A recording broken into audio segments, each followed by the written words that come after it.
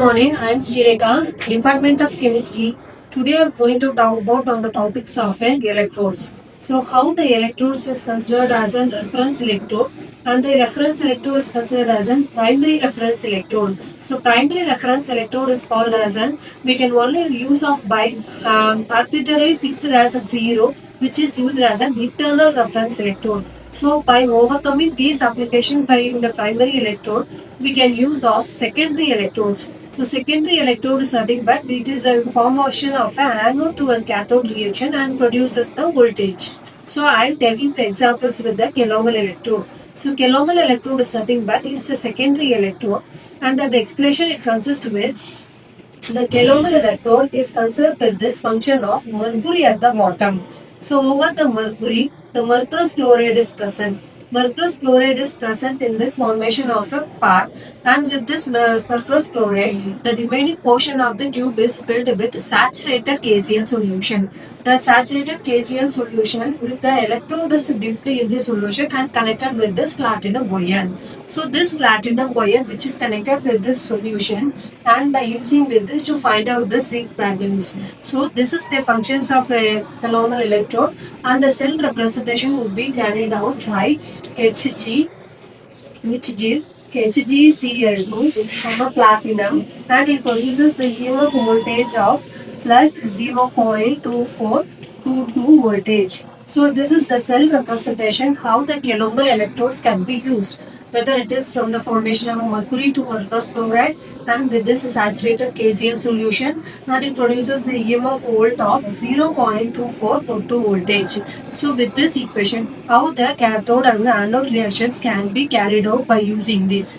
So here, the anode and the cathode reactions can be carried out by whether the mercury. The mercury is considered as an two molecules of mercury in the form of metal which converts as Hg to 2 plus metal ions with the 2e minus 2e loss of electrons. So here the 2 Hg which gives Hg2 2 plus 2e minus. So the next layer with the formation of a mercurous chloride. So here the metal will go into the solution as metal ion and it will react with this chloride ion. It forms as Hg2 2 plus 2Cl minus which gives Hg2Cl2. It is in the formation of the reverse process. So here the two by taking this anode to a reaction, we can overall for the reaction with this cathode, we can cancel the same reactions by using this electrodes. So here by cancelling the same reactions, we will get 2Hg plus 2Cl minus the reversible formation Hg2Cl2 plus 2E minus. So this is the overall reaction how the anode can be carried out in this Kelomel electrode. And by the cathode of Kelomel electrode, we can take it by using as an cathode is a mercurous chloride. So mercurous chloride which is in the form of Hg2 2 plus 2Cl minus.